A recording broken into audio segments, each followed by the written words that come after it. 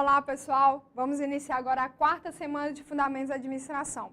Conforme prometido na terceira semana, agora a gente vai dar continuidade, vamos estudar os tipos de organizações formais. Bom, então na aula de hoje a gente vai estudar que a organização formal ela se divide em três: linear, funcional e lean staff, ok? Vamos lá. A organização formal linear, ela é a mais simples e mais antiga, mais corriqueira que a gente tem. É uma coisa assim, de muito tempo atrás. Exércitos e organizações eclesiásticas dos tempos medievais já utilizavam dessa técnica, já utilizavam dessa forma de organização formal, que é a organização linear. A organização linear, ela tem linhas diretas e únicas de autoridade e de responsabilidade entre superior e subordinado. Apenas fulano remete autoridade a cicrano, somente isso. Então, ela tem essas linhas formais que também são as linhas de comunicação. Se somente um tem autoridade para mandar e desmandar, digamos assim, ele tem autoridade para enviar comunicação também. Então, na organização formal, a gente passa a ter centralização de decisões. Quem está acima hierarquicamente vai tomar a decisão. Quem está abaixo vai executar todas as operações. Então, ela passa a ter uma forma piramidal. Essa forma piramidal, à medida que você vai subindo na organização, vai diminuindo o número de cargos. Então, quanto mais em cima, menor a quantidade de pessoas. E mais responsabilidade essas pessoas têm. Mais autoridade também.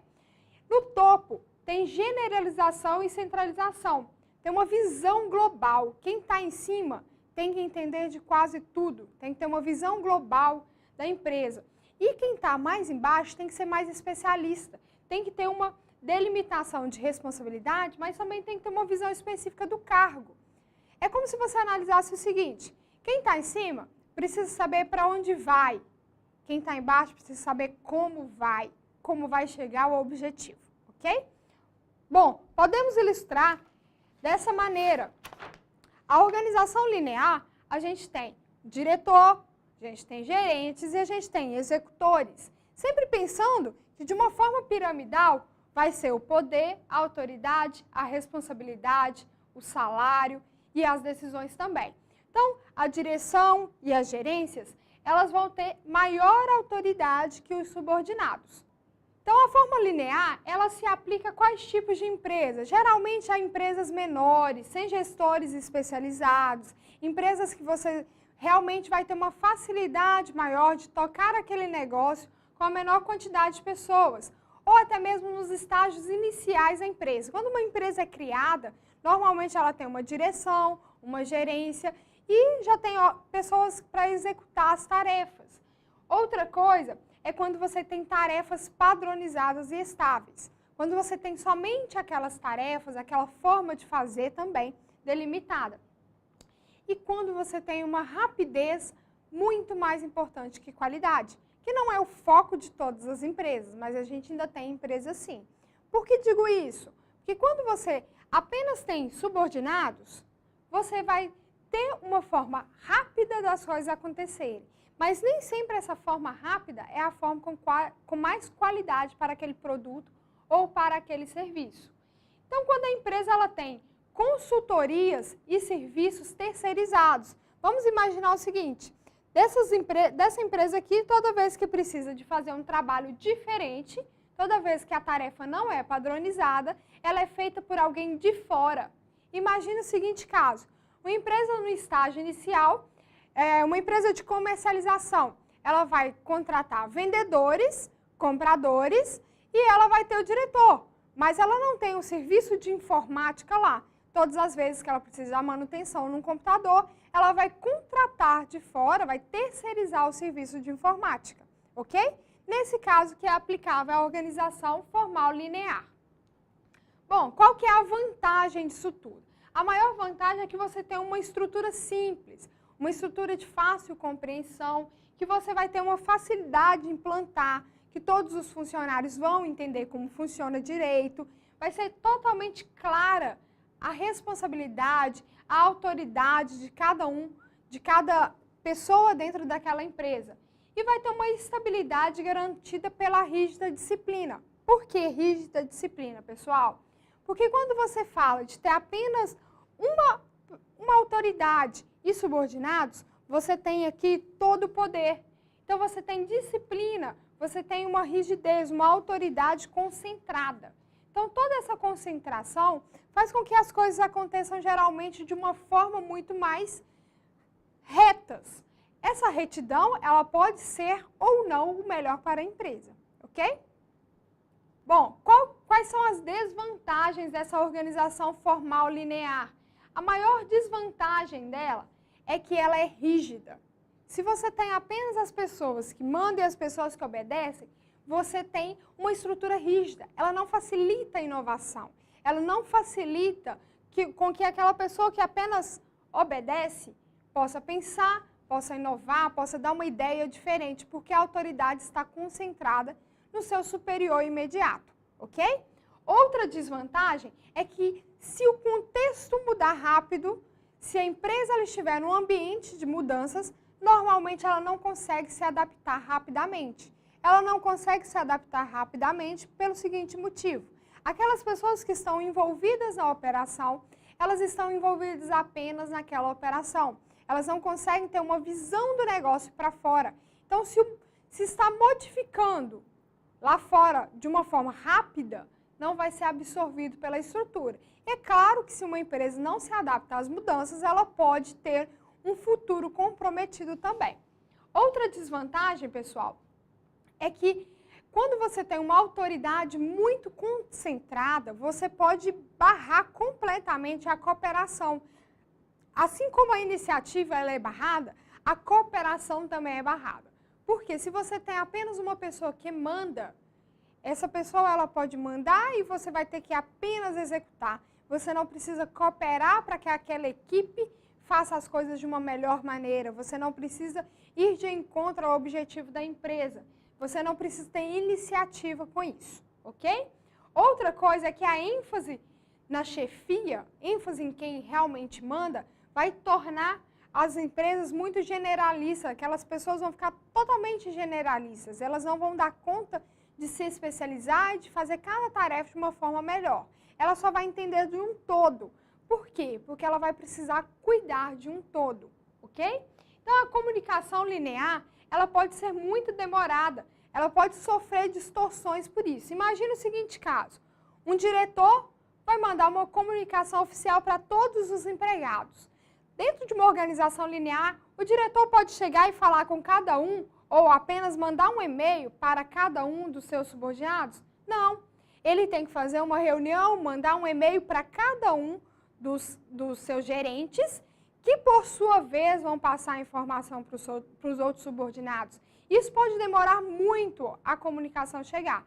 Por esse motivo que a organização linear, embora muito antiga, às vezes ela não é tão aplicada nas empresas, principalmente as empresas mais atualizadas, ok? Bom, e a gente tem, ao contrário da organização linear, a gente tem uma melhoria que a gente chama de organização formal funcional. Essa organização funcional, ela não vai estar totalmente presa a essa estrutura que a gente chama de linear. Ela passa a ter o quê? As funções. De funcional passa a ter funções. Ela passa a ter especialização. Isso também não é novidade. Não foi quando isso deu errado que foi criada a estrutura funcional. A estrutura funcional ela foi criada nas organizações da antiguidade, que já utilizava disso para diferenciar as atividades, para colocar as equipes para trabalharem, cada um com o objetivo de uma forma conjunta, de uma forma organizada. Então, essa autoridade funcional ou dividida, ela passa a ser uma maneira de um mestre de produção sempre fazer o seguinte, ele vai se especializar naquilo que ele está trabalhando. Então, a partir desse momento, a gente pode ver que a organização funcional, ela vai melhorar a organização linear. É como se, por exemplo, eu tivesse, dentro desse setor, fosse, vamos supor, gestão de pessoas. Aí, gestão de pessoas. Na gestão de pessoas, eu tenho aqui do outro lado a produção, por exemplo. Se eu tiver uma organização linear, se uma pessoa que é da produção precisar falar com o pessoal da gestão de pessoas, ele tem que se reportar ao gerente de produção. Esse gerente de produção, ele passa a ficar sobrecarregado com funções que não são especialidade deles, ok?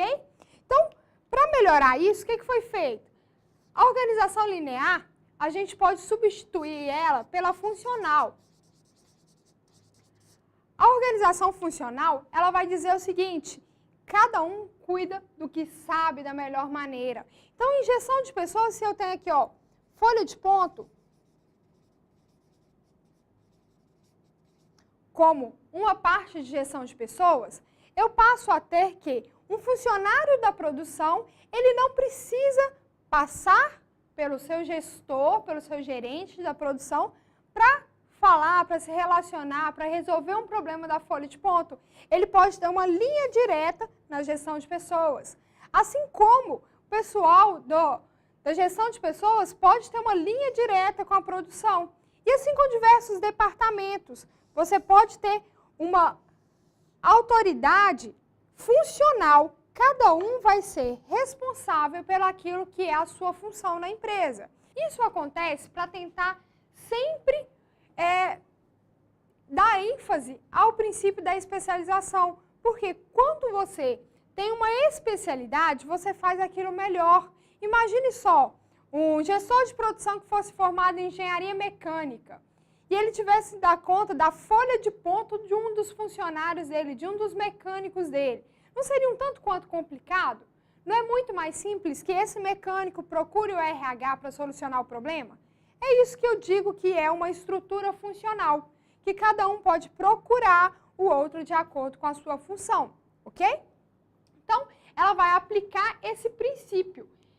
E com esse princípio, ele passa a tratar de linhas diretas de comunicação. Imagine o seguinte: naquele caso em que um diretor precisa mandar uma correspondência para todos os funcionários da equipe, agora ele pode simplesmente se reportar ao setor de comunicação. E o setor de comunicação soltar um e-mail para todo mundo da empresa e a comunicação vai fluir diretamente com a facilidade e com a rapidez incrível. Então, dessa maneira, a organização formal funcional, ela se torna muito mais utilizada na prática das empresas. Ela vai descentralizar as decisões. Não é a hierarquia, mas as responsabilidades que vão promover as decisões. A hierarquia, ela vai promover os direcionamentos, mas a responsabilidade de cada um que vai promover as decisões que cada setor vai tomar. Então, a ênfase da organização formal funcional é na especialização, a separação das funções de acordo com as especialidades envolvidas. Então, cada um vai ser separado e cada um vai ser consultado de acordo com a sua especialização.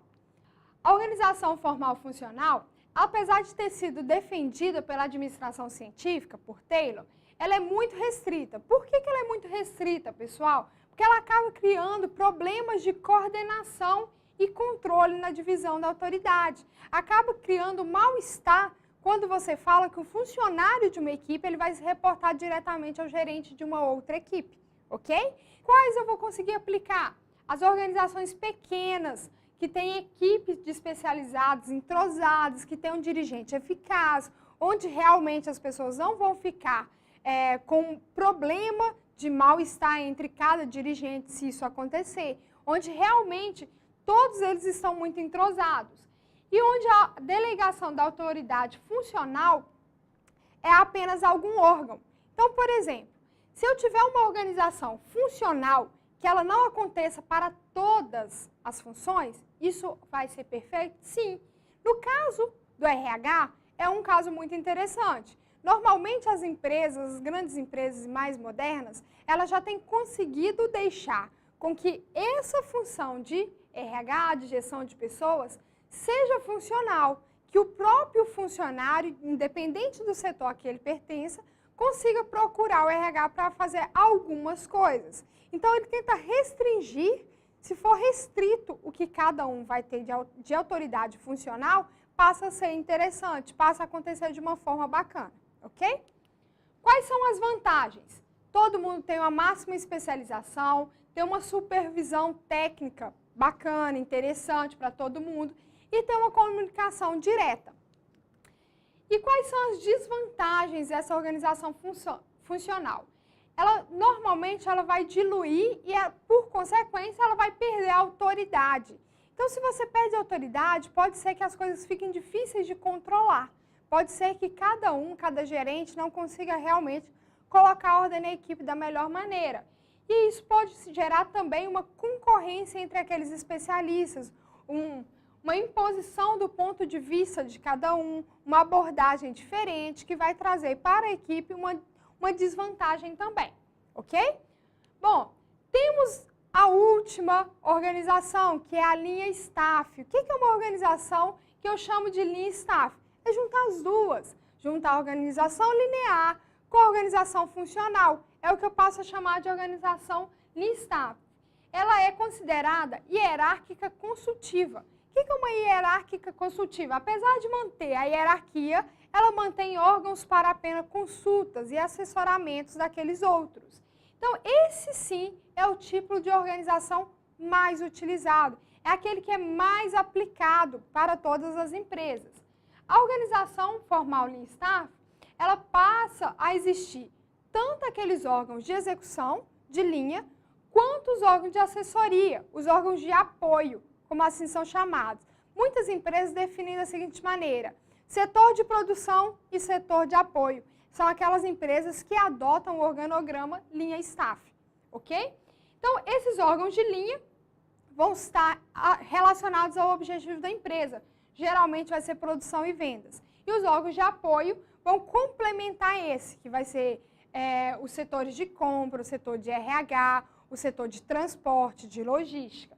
Então, esses órgãos de linha, eles têm autoridade para decisão. E os órgãos de staff, eles têm assessoria, eles são planejamento, é onde você realmente vai conseguir fazer uma consulta do que seria melhor. Mas a decisão vai ficar por conta dos órgãos de linha, ok? Então, quais são as vantagens desses órgãos de linha? Você vai promover uma assessoria especializada, você vai manter essa autoridade única da linha e você vai ter o staff para aliviar aquelas questões que o pessoal de linha não tem totalmente conhecimento. Então, numa dessas organizações, se você tem uma equipe de produção, se você tem lá um engenheiro, ele vai tomar conta da produção. Quando ele tiver de fazer alguma outra coisa que não é da especialidade dele, ele tem um setor de staff, um setor de apoio ou de assessoria para ele tomar algum tipo de consulta para tomar uma melhor decisão. Então, essa atividade conjunta e coordenada vai fazer com que a empresa tenha sempre uma forma melhor de trabalhar. Quais que são as desvantagens desse processo? Podem existir conflitos entre esses órgãos de linha de staff. Cada um pode ter uma opinião diferente e, apesar do de staff ser apenas consultivo, ele geralmente é detentor de conhecimento. E a linha de produção, ela é detentora de quê? De prática. E essa prática e conhecimento, elas, se andarem junto, é a melhor coisa para a empresa. Mas se não andar junto, pode interferir, pode atrapalhar também. Então, essa dificuldade desse equilíbrio de quem tem a vez, de quem realmente deve tomar a decisão entre prática e conhecimento, entre linha e entre staff, pode ser a maior dificuldade e desvantagem desse tipo de organograma, porque você não tem uma facilidade de encontrar esse equilíbrio, ok? Bom, pessoal, então no organograma Lean Staff, a gente passa a ter os setores de linha, como produção e venda embaixo, e nós temos também os setores de staff, que vão ser os setores de apoio, de assessoria. Lembrando que esses não são subordinados dos setores de produção ou de venda, dos setores de linha. São apenas setores que podem ser consultados. As decisões são tomadas aqui e o conhecimento, o planejamento, ele é feito aqui nos órgãos de apoio, para que estes, na hora de tomar a decisão, consultem da melhor maneira possível. Tudo bem? Ficamos por aqui nesta aula.